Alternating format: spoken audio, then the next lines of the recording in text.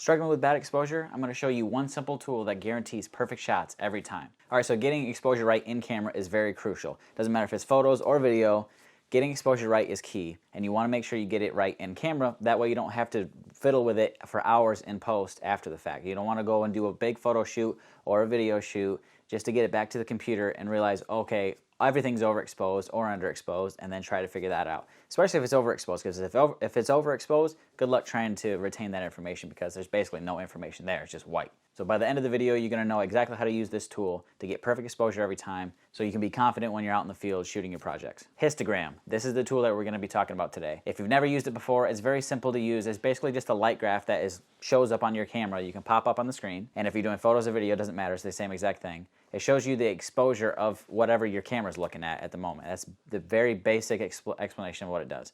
And so from the left side of the graph, it's dark. On the right side of the graph, it's light, and everything in between, perfect exposure, or if you want to say middle gray, which is what the camera's always looking for, 18% gray, whatever they call that. In the middle, basically, is perfect exposure, okay? So if you have stuff that's spiked off to the left, too dark, spiked off to the right, too light, everything in the middle is good, okay? So that's basically how it works. It's very simple. It can get a little bit more complicated depending on what type of metering you're doing, and we'll get more into that later. But it's basically just a visual representation of the exposure or all the light that's in your frame. All right, first you got to pop up the histogram on your camera. I have a Canon camera. On the back of my camera, there's just a little info button. I just click that until the histogram pops up on the screen. It works for video and photo mode, and it's perfect. If you have a Sony camera, which I don't have a Sony, so I'm relying on Google for this. If you have a Sony camera, hit the display button is what it says until it pops up on your LCD screen, and then you should be good. Your histogram pops up on the screen. It'll show you these little squiggly things on the graph, and that shows you what exposure reading that your camera is currently seeing. So this can change a little bit depending on your metering mode. Again, I'll talk about that here in a second. I'll walk you through the process of what I do, because we know that aperture, shutter speed, and ISO all affect how much light is getting to your sensor. So all three of those different settings will make that graph go to the right or over to the left. Too bright or too dark, right? So what I do is I make sure that I have the settings that I want locked in first. So for instance, this shot right here, I know I want to be at a 2.8 aperture. It's as lowest as this lens will go for me. And I'm shooting video. I'm shooting at 24 frames per second, so I need to have a 180 shutter. That's 1/50 shutter speed.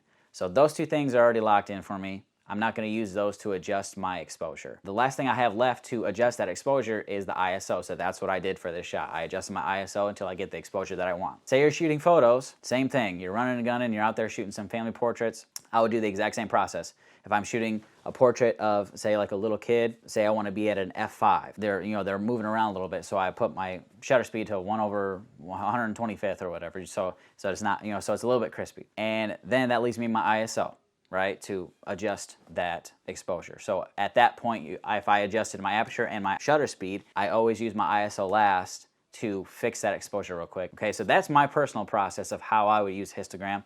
I look at it. It's a very quick reference tool because it's visual, and if it's way over to the left, it's too dark. If it's way over to the right, it's too bright. If it's in the middle, it's perfect. So that's how I use it. It's very quick, very simple. It's visual, so it's very easy to read. It's run and gun. I really like it, and it's reliable. It's going to show you what your camera is seeing because sometimes on these little 2-inch screens, sometimes it's hard to see that. Not everybody's rocking a friggin', a big external monitor or whatever because they just like to do it. Not everybody's doing that, right? So it really helps to make you feel better as far as, okay, I know I'm not overexposed. I know I'm not underexposed.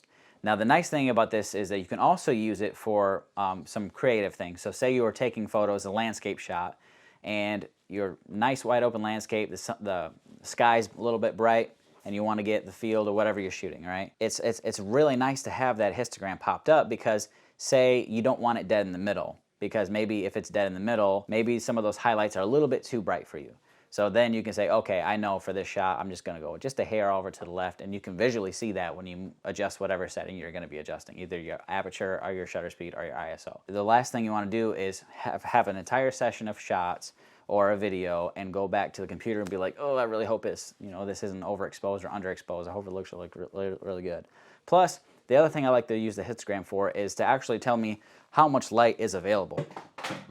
Well, that my phone just fell. Some mistakes to avoid. The histogram isn't like the end-all be-all exposure tool. It is something that's really good, that's run and gun, that's visual, that you can look at, that makes it real easy and makes it really quick to get your exposure in the general area where you want it, just to make sure you're not, overexposed or underexposed.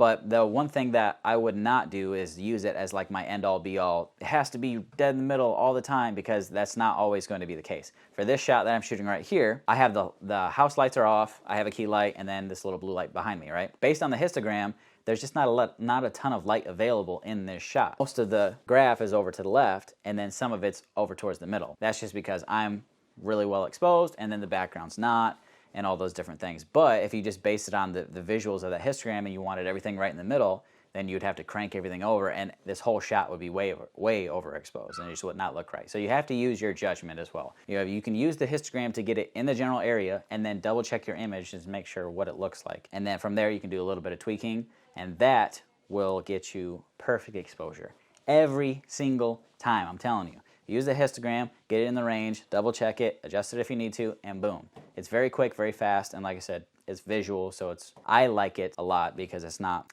complicated. It's very easy, very fast. Now, one thing that will make it a little bit more complex is that if you change your metering mode, so your camera will have different metering modes depending on what metering mode you have it set to, obviously. So that will determine what your overall exposure is going to be measured by your camera. It's going to show you accurate information, but it's going to show you accurately based on whatever that metering mode is, whatever it's looking at, that pinpoint or that area. Because you can, in metering mode, you can have the entire screen being judged as far as overall exposure, or you can have just a little spot, just my face being metered, the light being metered, just my face, or just one spot, or multiple spots, or just a little chunk of the middle of the frame. So that's, like I said, that's the only thing that could complicate it a little bit, but even then, it doesn't really complicate it. It just will show you what that exposure is for that area that is being metered. And if you're changing your metering mode, then you'll know exactly what I'm talking about. Histogram is definitely one of the go-to tools that I use all the time for either photos and video. It's become one of my staple things that one of the first things I check when I'm checking for exposure all the time, and I hope that you guys will do the same now. So open up that histogram on your camera and start getting perfect exposure shots today. See you guys in the next video.